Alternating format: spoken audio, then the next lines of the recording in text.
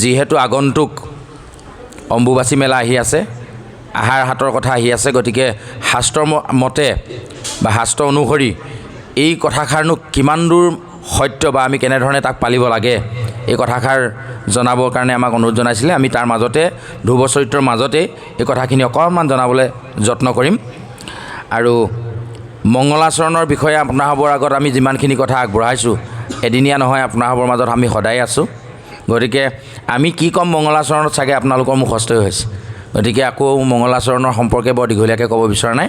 মাত্ৰ আজি আৰু এটা কথা নতুনকৈ সংযোজন কৰি দিব বিচাৰিছোঁ মংগলাচৰণৰ সম্পৰ্কত।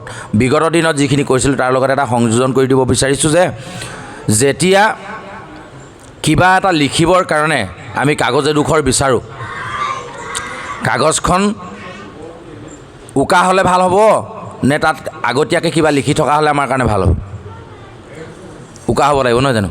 উকা কাগজতহে নতুনকৈ লিখিব পৰা যাব, আগেই লিখি থৈ দিয়া কাগজখনৰ ওপৰততো লিখিব পৰা নাযাব। গতিকে উকা কাগজ এখন আমাৰ খুব প্ৰয়োজন যদিহে আমি কিবা এটা লিখাৰ প্ৰয়োজন বোধ কৰোঁ। ঠিক একেধৰণে যদিহে আমি ভগৱন্তৰ কথা শুনিব বিচাৰোঁ, তেতিয়াহ'লে আমি হৃদয়খন উকা কৰি ল'ব লাগিব প্ৰথম। মানে কি? যে হৃদয়ত থকা বিভিন্ন চিন্তা ধাৰণাখিনি আমি খন্তেক সময়ৰ কাৰণে মোহাৰি ল'ব লাগিব, তেতিয়া আমাৰ কাগজখন উকা হৈ পৰিব। তাৰমানে আমি ধৰি ল'লোঁ ক'লা ফলক এখন, মানে বৰ্ড এখন, আমি ব্লেক বৰ্ড বুলি যাক কওঁ, ক'লা ফলকখনত যেতিয়া চক মাটিৰে কিবা এটা লিখি থৈ দিয়া থাকে, তেতিয়া সেইখিনি মোহাৰি ল'লেহে আমি নতুনকৈ কিবা এটা যেনেধৰণে লিখিব পাৰোঁ। ঠিক তেনেধৰণে আজি আমাৰ অন্তৰত যিখিনি কথা আমি ভগৱন্তৰ কথা লিখিবৰ কাৰণে আহিছোঁ, গতিকে অন্তৰত পূৰ্বৰে পৰা লিখিত হৈ থকা যিখিনি ঘৰৰ কথা বতৰা কিবা কিবি, এইখিনি আমি মোহাৰি ল'ব লাগিব। কিন্তু এই ক্ষেত্ৰত দেখিছোঁ আমি প্ৰায় অপাৰগ হৈ যাওঁ। অপাৰগ হৈ যাওঁ কাৰণেই আমাৰ নতুনকৈ ভগৱন্তৰ কথাখিনি মনত নিয়াটো আমাৰ সুবিধা হৈ যায়।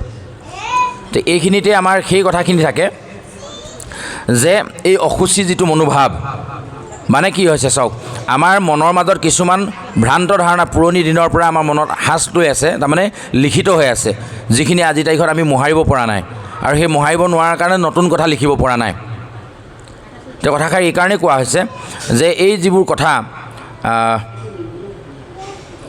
এই যি আহাৰ কাটৰ কথাটোৱে আমি কৈ লৈছোঁ বাৰু প্ৰথমেই, যে এতিয়া চাওক এই কথাখিনি একেবাৰে নুই কৰি দিব পৰাও নাযায়।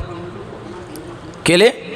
পৃথিৱী স্ত্ৰীলিংগ, হয়নে নহয়? স্ত্ৰীলিংগ। আৰু পৃথিৱীক যেতিয়া বসুমতীক যেতিয়া পাতালৰ পৰা উদ্ধাৰ কৰি আনিছিলে, কোনে আনিছিলে? বৰাহ ৰূপেৰে ভগৱন্তই নিজে উদ্ধাৰ কৰি আনিছিলে, নহয় জানো? গতিকে বৰাহ ৰূপেৰে যেতিয়া ভগৱন্তই দন্তৰ আগত পৃথিৱীক উদ্ধাৰ কৰি আনিছিল পাতালৰ পৰা, তেতিয়া কিন্তু বসুমতী ৰজস্বলা আছিল বুলি শাস্ত্ৰই আমাক কৈছে, হয়নে নহয়? তেনেহ'লে বসুমতী ৰজস্বলা হোৱাটো হয়, মানে বসুমতী চোৱা লাগে, তাৰমানে এই কথাটো বুজাইছে। এতিয়া ডাঙৰ তত্ত্ব হ'ল, এতিয়া আমি সেই চোৱা মানিম নে নামানিম, এইটো লৈ আমাৰ সমাজৰ বিভিন্ন ধৰণৰ মানুহৰ মাজত বিভিন্ন ধৰণৰ কথা আমি দেখিবলৈ পাওঁ। সেইকাৰণে এই কথাবোৰ বিতৰ্কলৈ নিনি পোনপটীয়াকৈ আমি এটা সিদ্ধান্তলৈ গুচি আহিব লাগে যে যদিহে আমি কেৱল মাত্ৰ বিষ্ণুক উপাসনা কৰোঁ, তেতিয়াহ'লে পৃথিৱীৰ কোনো চোৱাই আমাক একো কৰিব নোৱাৰে। ভগৱন্তৰ গাত চোৱা লাগিব পাৰে জানো? হয়নে? ভগৱন্তই যদি কিবা কাৰণত ভগৱন্তৰ চোৱা লাগিল, ধৰি ল'লোঁ অম্বুবাচী আহিল, আহাৰৰ হাত লাগিলে, আমি 7 দিন 3 দিন নামক গৃহলৈ নাহোঁ, 3 দিনৰ কাৰণে এই যিটো চোৱাটোৱে ভগৱন্তক নামক গৃহৰ পৰা আঁতৰাই পঠিয়াই দিলে, তাৰমানে এনেকুৱা হ'ল। এতিয়া 3 দিনৰ বা 7 দিনৰ পাছত আকৌ কিহে আহি ভগৱন্তক ইয়ালৈ মাতি আনিব, বা চোৱাটো কিহেৰে খেদিব? আমাক কি কৈছে চাওক, কলি নামৰ এটা মলিন যুগ, মল যুগ কোৱা নাই জানো? কলি যুগ অতি মলিন বুলি কৈছে, অতিকে মলিন, হয়নে নহয়? লেতেৰা যুগ। কলি নামৰ এটা মলিন যুগ আহিছে বুলি ভাবি এই 28 সহস্ৰ ঋষিয়ে কি কৰোঁ কি নকৰোঁকৈ 1,000 বছৰমান যজ্ঞ কৰিছিল। যজ্ঞ কৰি বিভিন্ন ধৰণৰ পৰামৰ্শ দিয়াৰ পাছত শেষ সিদ্ধান্তত উপনীত হ'ল যে কেৱল হৰিনামৰ বাহিৰে কলিৰ মল আঁতৰাব পৰা শক্তি কাৰোৱে নাই। সেইটো ভাগৱতত আমাক সিদ্ধান্ত দিলে। তেতিয়াহ'লে কলি নিচিনা এটা যুগ এটা যোগৰ চোৱা বা মল যদি হৰিনামে খেদিব পাৰে তেতিয়াহ'লে জেঠ মাহ মলমাহে এটা মাহে ভগৱন্তক কেনেকৈ খেদি পঠিয়ায়। এতিয়া আমি প্ৰায় দেখিছোঁ জেঠ মাহ বোলে এই বছৰৰ জেঠ মাহটো হেনো মলমাহ, আৰু সেই মলমাহ হোৱাৰ কাৰণে হেনো ভগৱন্তৰ নাম ল'ব নাপায় বুলি বহু জেগাত আমি কোৱা শুনিছোঁ। এতিয়া আমি কথাটো কি বুজি পালোঁ শাস্ত্ৰৰ পৰা? শাস্ত্ৰই কৈছিলে কি যে কলি নিচিনা এটা মল যুগ, এটা মলিন যুগ অহাৰ কাৰণে সমস্ত পণ্ডিত একত্ৰাপিত হৈ এটা সিদ্ধান্তত উপনীত হ'ল, আৰু শাস্ত্ৰই আমাক সিদ্ধান্ত কৰি দিলে যে মহাভাগৱত চৰ্চনৰ যোগেদি ভগৱন্তৰ গুণনাম কীৰ্তন হৰিকীৰ্তনৰ জৰিয়তে হৰিনামৰ যোগেদি আমি কলিৰ মল খেদিব পাৰিম। এটা যুগৰ মল যিটো নামে খেদিব পাৰে সেই নামক আকৌ মল নামৰ এটা মাহে হেনো আঁতৰাই পঠিয়াব পাৰে। এইটো কেনেকৈ সম্ভৱ? এই কথাবোৰ আমি নুবুজাকৈ মলমাহ মলমাহ বুলি বহুতে ভাবি আছোঁ। কিন্তু আমি যিসকলে মলমাহ বুলি ভগৱন্তৰ গুণনাম কীৰ্তন বা মাংগলিক কাৰ্য অনুষ্ঠিত কৰিবলৈ টান পাইছোঁ, তেওঁলোকক যদি আমি সোধোঁ বা আমি যদি নিজেই পৰ্যালোচনা কৰিব বিচাৰোঁ মলমাহ মানেনো কি, কিয়নো জেঠ মাহটো মলমাহ বুলি ক'লে, আমি কিজানি ক'বই নোৱাৰিম। তথাপি আমি পূৰ্বৰ পৰম্পৰাগত নীতি ধৰি ধৰি এই মাহবোৰ আমি এনেধৰণে মানি চলিছোঁ। কিন্তু শাস্ত্ৰই কৈছে যে মলমাহত ভগৱন্তৰ নাম বেছিকৈহে ল'ব লাগে। কিয়? যদি সঁচাকৈ মাহটো মলিন হয় তেতিয়াহ'লে এই মলখিনি গুচাবৰ কাৰণে কেৱল মাত্ৰ হৰিনামৰ বাহিৰে একোৱেই তাৰ মল খেদিব নোৱাৰে। হৃদয়ৰ মলিনতা আঁতৰাবৰ কাৰণে এই যে আগতে লিখি থৈ দিয়া যিখিনি কথা সেইখিনি মুচিবৰ কাৰণে মোহাৰিবৰ কাৰণে যেনেধৰণে হৰিনাম লাগিব, ঠিক তেনেধৰণে এই জেঠ মাহৰ মল খেদিবৰ কাৰণেও আমাক কিন্তু হৰিনামহে লাগিব। আমি হৰিনামৰ পৰা যদি বিৰত থাকোঁ তেতিয়াহ'লে তাৰ পৰা আমাৰ উপকাৰ নহ'ব। এতিয়া এটা কথাটো হৈ গ'ল, এই যিটো অম্বুবাচী মেলাৰ কথা আমাক কৈছে যে বহু লোকে এনেকৈ চৰ্চালৈও আনে। আমি কৰজোৰে নিবেদন কৰিছোঁ, যিহেতু কথাখিনি সামাজিক মাধ্যমত প্ৰচাৰ হৈ গুচি যাব, তাত গৈ পিনি আকৌ আমাক সমালোচনা কৰা মানুহৰ সংখ্যা বহুত বেছি আছে, বহুত বিতৰ্কলৈ লৈ যায়। আমি কৰজোৰে প্ৰাৰ্থনা জনাইছোঁ যাতে এই কথাখিনি বিতৰ্কলৈ নিনিয়ে। আমি বিতৰ্ক কৰিবও খোজা নাই, আমি কাকো মানাও কৰিব বিচৰা নাই। শাস্ত্ৰত যিহেতু মানে ঋতুমতী হোৱাৰ কথা উল্লেখ আছে, পৃথিৱী ৰজস্বলা হোৱাৰ কথা লিখা আছে, তেতিয়াহ'লে পৃথিৱীৰ চোৱা লগাটো শাস্ত্ৰই নিজেই উল্লেখ কৰিছে, গতিকে এইটো আমি নহয় বুলি ক'বলৈ যোৱা নাই। এতিয়া কথা হ'ল কোনে মানে কোনে নেমানে তাক লৈ। এতিয়া ডাঙৰ কথাটো হৈ গ'ল কি, বহুতে কয় আমাৰ অসমতহে কেৱল সেই পৰম্পৰাটো আছে, বাহিৰত নাই। জগন্নাথ মন্দিৰ খোলা থাকে আৰু এনেকুৱা ধৰণৰ কি কয় এইটো বদৰিকাশ্ৰম, এনেকুৱাবিলাক আশ্ৰমবিলাক খোলা থাকে, কিন্তু আমাৰ নামগৃহভাগে বন্ধ হৈ থাকে। কিয়? একেই নহয় নেকি? যদি জগন্নাথ মন্দিৰত কোন আছে? ভগৱন্তই আছে। যদি সেই একেজন ভগৱন্ত আমাৰ নামগৃহতো আছে, আমাৰ নামগৃহ কিয় বন্ধ থাকে? এনেধৰণে কিছুমানে উপস্থাপন কৰে। আটাইতকৈ ডাঙৰ কথাটো আমি এনেকুৱা ভাবোঁ, আমি কিছুমান মানুহে যিসকল জ্যেষ্ঠ ব্যক্তিয়ে আলোচনা কৰিছে তেওঁলোকে তাৰ পৰা কিবা এটা উত্তৰ উলিয়াইছে, কিন্তু আমি একো বুজি নোপোৱাখিনিয়ে এনেকুৱাকৈ আমি সেই কথাটোত লাগি আছোঁ, যিখিনিয়ে শাস্ত্ৰই কোৱা একেবাৰে সৰু সৰু কথাকেইটাকে মানিব পৰা নাই, অথচ এই চোৱা মনা নমনাটোক লৈ বিতৰ্কত সোমাবলৈ যাওঁ। এইটো আমি কৰাটো অনুচিত বুলি আমি অনুভৱ কৰিছোঁ। যে আমাক শাস্ত্ৰই যিবোৰ উপদেশ দিছে যে আমি কিখিনি কৰিব লাগে, যেনে পুৱা ব্ৰহ্মপুৱাতে উঠি ভগৱন্তক স্মৰণ কৰা, খুব সোনকালে উঠি স্নান কৰা, যিটো দুগ্ধ স্নান অমৃত স্নান বুলি শাস্ত্ৰই উল্লেখ কৰিছে, এই সাধাৰণ নিয়মটোকে আমি পালন নকৰোঁ। সাধাৰণভাৱে খুব সোনকালে উঠি ব্ৰহ্মপুৱাতে গা ধুবলৈকে আমি টান পাওঁ, আৰু সেই নিয়মটোকে আমি সদায় মানি চলিব নোৱাৰোঁ, অথচ আমি আকৌ আহাৰ হাতৰ চোৱাৰ সম্পৰ্কত মন্তব্য প্ৰকাশ কৰিবলৈ যাওঁ। এইটো আমাৰ উচিত হৈছে জানো? গতিকে ইমান দূৰলৈ নগৈ য'ত কেৱল মাত্ৰ ভগৱন্তৰ বিষ্ণুক উপাসনা কৰা হয়, আমি ভবাত তাত একো চোৱাই থাকিব নোৱাৰে, কোনো তাত ভেদভাৱ থাকিব নোৱাৰে। সেইকাৰণে ভগৱন্তৰ গুণনাম কীৰ্তনত কোনো নিয়ম নীতি বিধি বিধান একো নালাগে বুলি শাস্ত্ৰই আমাক কৈছে। গতিকে এইখিনি ননাকেও আমি ভগৱন্তক উপাসনা কৰিব পাৰোঁ। তথাপি আকৌ মই এনেকৈ কৈ থৈ যাওঁ যে যিহেতু আমি সামাজিকভাৱে দায়বদ্ধ, যদি কেনেবাকৈ আমি নামক গৃহত সোমোৱাটোক লৈ সমাজখনে অসন্তুষ্টি প্ৰকাশ কৰে তেতিয়াহ'লে এখন সমাজক নেওচা দি মই শুদ্ধটো বুজি পালোঁ বুলি নামক গৃহলৈ অহাটোতো কিন্তু যুক্তিসংগত নহয়, কিয়নো আমি সমাজ পাতি বাস কৰা মানুহ। গতিকে আমি সামাজিকভাৱে যেনেধৰণে নীতি নিয়ম পালন কৰি আছোঁ চব তেনেকেই থাকক। মাত্ৰ এটা কথা আমি পাহৰি যাব নালাগে, আমি হৃদয় মন্দিৰত ভগৱন্তৰ নাম কোনো কালে মোহাৰিবলৈ দিব নালাগে। ইয়াত লাগিলে 7 দিন বিৰতি হৈছে হৈ থাকক, কিন্তু হৃদয় মন্দিৰত এদিনো যাতে এখন্তেকো যাতে বিৰতি দিবলগীয়া নহয়। অখণ্ডিত অপ্ৰতিহতভাৱে অবিৰাম গতিত যাতে ভগৱন্তৰ নাম আমাৰ হৃদয়ত থাকে, তাৰ কাৰণে আমি ভগৱন্তৰ চৰণত প্ৰাৰ্থনা জনোৱাৰ লগে লগে আপোনাৰ সবৰ শ্ৰীচৰণটো সেৱা ধৰিছোঁ, যাতে অনাগত দিনত আমি এনেধৰণে আমি আমাৰ নিয়মখিনি মানি যাওঁ। এই কথাখিনিকে আমাৰ ভকত দুজনে আমাক ক'বলৈ কোৱা কথাখিনি ইয়াতে আগবঢ়াই আমি মূল পাঠ ধ্ৰুৱ চৰিত্ৰলৈ যাব বিচাৰিছোঁ। ধ্ৰুৱ চৰিত্ৰ সকলোৱে জানে, ধ্ৰুৱৰ নাম সকলোৱে শুনিছে, কিন্তু ধ্ৰুৱ চৰিত্ৰৰ যোগেদি পৌৰাণিক আখ্যানযুক্ত যিটো কাহিনী, প্ৰিয়ৱত আৰু উত্তানপাদ নামৰ দুজন স্বয়ম্ভূৱ মনুৰ পুতেক, দুজন পুতেকৰ ভিতৰত প্ৰিয়ৱতে সংসাৰ নকৰি ডেকা কালতে সন্ন্যাস ব্ৰত পালন কৰি ৰাজ্য ত্যাগ কৰি বনলৈ গুচি গ'ল। তেওঁ সংসাৰৰ আগ নাবাঢ়িল। আগবঢ়ালে কোনে? উত্তানপাদ। দুজন পুতেক আছিলে উত্তানপাদ। উত্তানপাদে তেওঁ সংসাৰ আৰম্ভ কৰালে। তেওঁ দুগৰাকী পত্নী বিবাহ কৰাইছে। আমাৰ ইয়াত এটা আকৌ ডাঙৰ তত্ত্ব আছে, চাব দেই। শাস্ত্ৰই প্ৰায় দুগৰাকী বিবাহ কৰাৰ কথাটো আমাক উল্লেখ কৰিছে। ক'ত ক'ত কৰিছে চাব দেই। কশ্যপ মুনিৰ দুগৰাকী ভাৰ্যা, এগৰাকীৰ নাম দিতি, এগৰাকীৰ নাম অদিতি। এনেধৰণে আৰু বহুত উদাহৰণ আছে। বসুদেৱৰ 3গৰাকী পত্নী, দৈৱকী, ৰোহিণী আৰু এগৰাকী মই নাম পাহৰিছোঁ।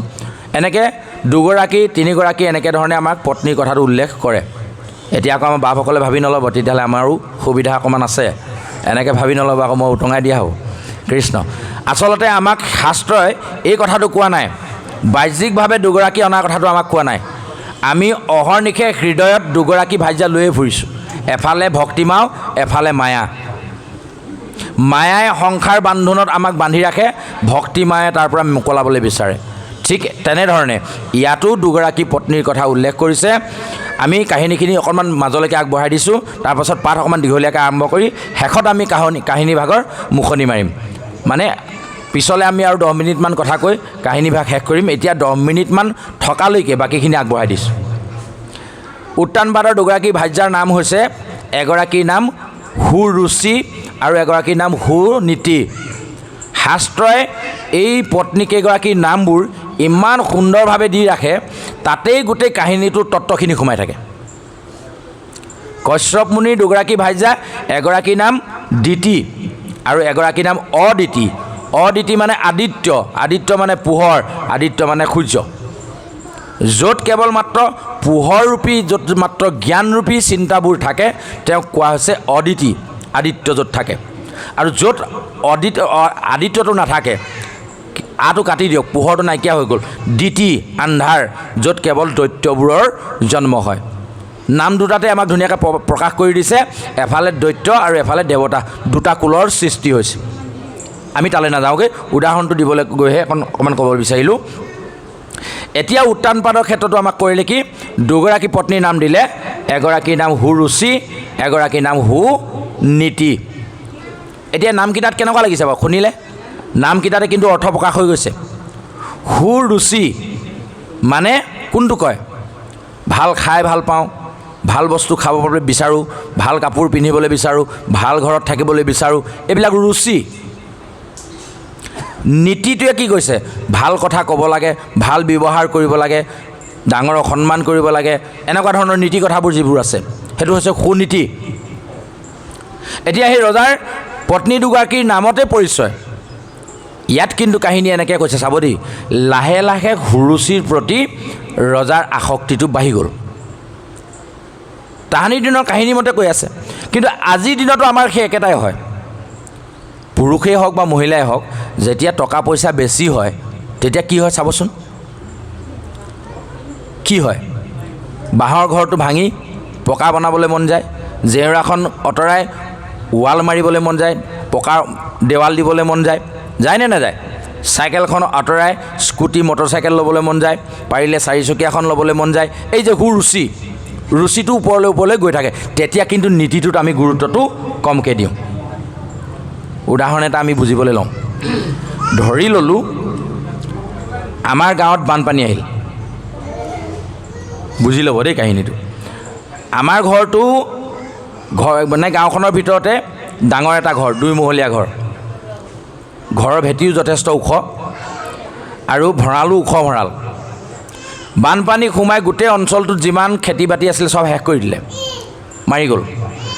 কাৰোবাৰ চাপৰত আছিলে ধান, ভঁৰাল ঘৰ চাপৰ, সেইবিলাকো ধুই উটুৱাই নিলে, তিয়াই তোলালে।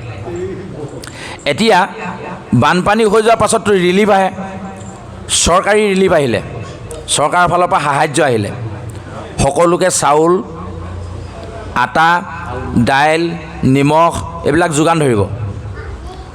এতিয়া ডাঙৰ কথাটো হ'ল কি, মোৰ বিশেষ লোকচান একো নাই হোৱা। খেতি বাতি মই নকৰোঁৱে, আধিলে দি দিওঁ, কৰিলে কৰে, নকৰিলে কেতিয়াবা চন পৰিয়ে থাকে। 2 বছৰমানৰ খেতি ইতিমধ্যে মোৰ ভঁৰালত জমাই হৈ আছে আৰু টকা পইচাও মোৰ যথেষ্ট উপাৰ্জন হয়। এতিয়া ৰেচন ল'বলৈ মই যাম নে নাযাম? গাঁওখনত যিদিনা ৰেচন দিব চৰকাৰীভাৱে, বানপীড়িতসকলক সাহাৰ্য প্ৰদান কৰিব, এতিয়া মই ল'ম নে নল'ম কওক? আপোনালোকৰ মনলৈ ভাৱটো কি আহিছে? ল'ম নে নল'ম?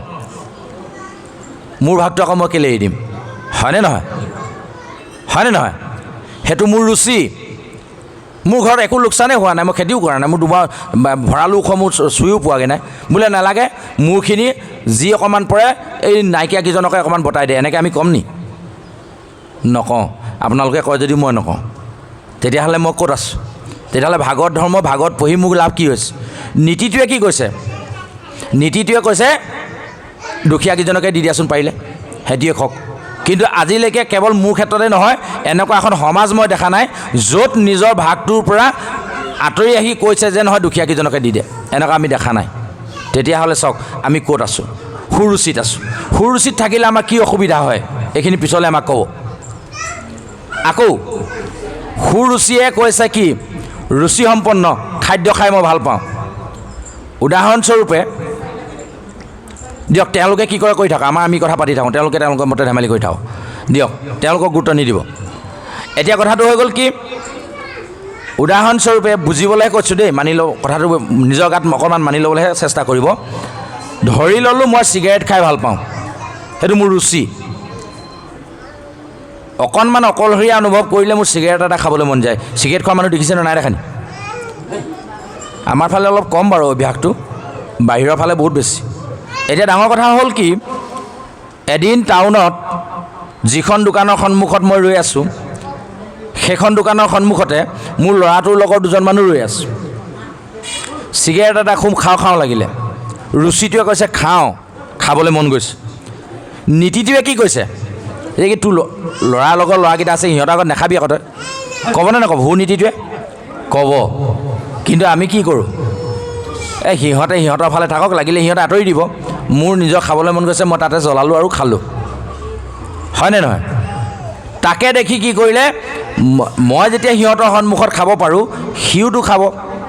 সিও যেতিয়া খাবলৈ আৰম্ভ কৰিলে, তাৰ পিছদিনাৰ পৰা দুয়োটাই একেটা চিগাৰেটকে ভাগ কৰি খোৱা হৈ গ'লোঁ। এই নীতিৰ পৰা মানে বিচলিত হোৱাৰ লগে লগে আমাৰ অৱস্থাটো তেনেকুৱা হৈ যায়।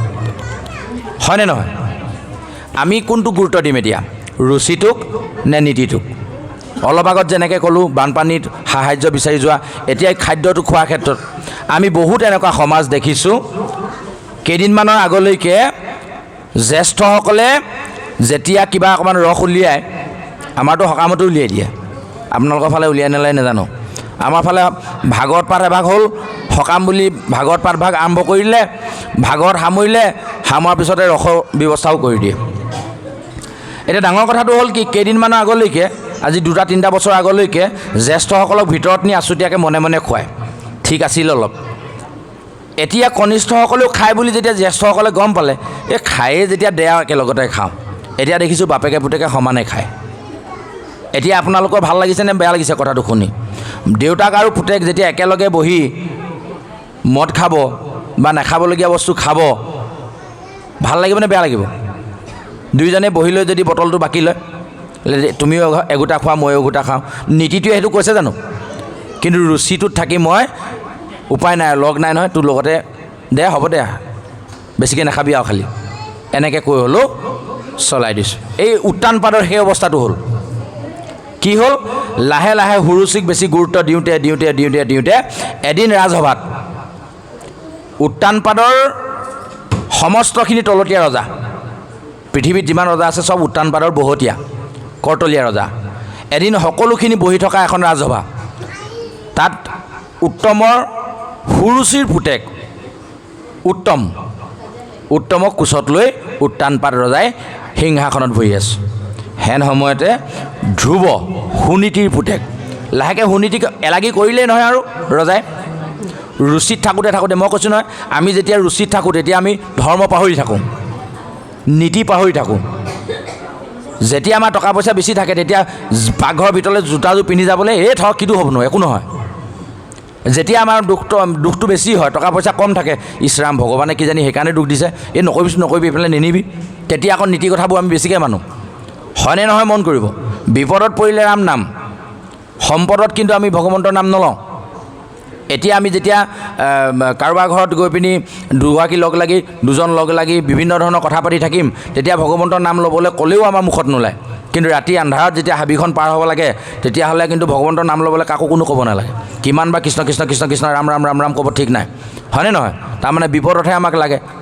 নীতিটোৱে কি কৈছে? সম্পদতো বিপদতো নেৰিবা ভগৱন্তৰ নাম, আমাক সেইটোহে শিকাইছে নীতিটোৱে, হয়নে নহয়? বিপদত পৰিলে আমি যিজনৰ সহায় বিচাৰোঁ, সম্পদত যদি সেইজনক পাহৰি যাওঁ, সেইজনে বিপদত আমাক সহায় কৰিব জানো?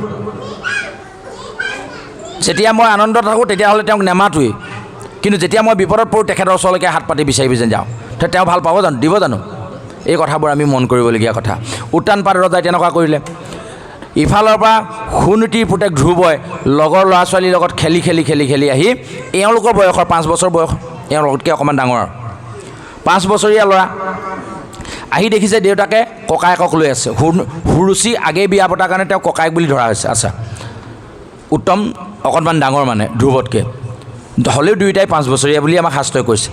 যে হওক, উত্তমক কোলাত লৈ থকা দেখি ধ্ৰুৱই ক'লে, অ' দাদা মোকো অকণমান লওক আকৌ। মন যাবনে নাযাব?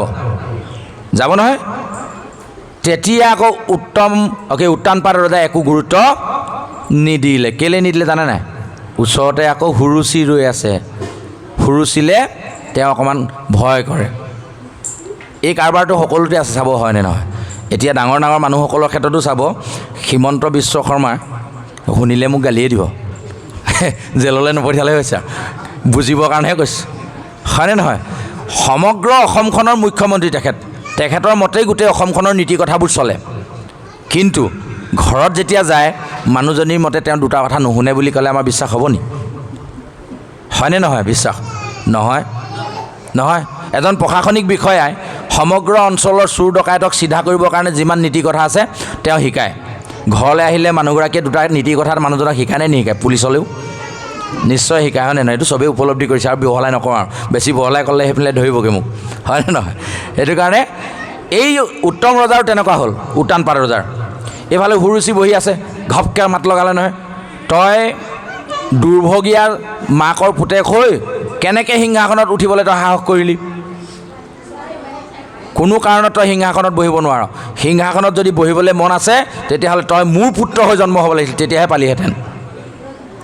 যা ভগৱানক প্ৰাৰ্থনা কৰগৈ মোৰ পুত্ৰ হৈ জন্ম ল'বৰ কাৰণে, আৰু যিদিনাই মোৰ পুত্ৰ হৈ তই জন্ম ল'বি সেইদিনাহে তই এই সিংহাসনত উঠাৰ অধিকাৰটো পাবি, এই বুলি গালি পাৰিলে।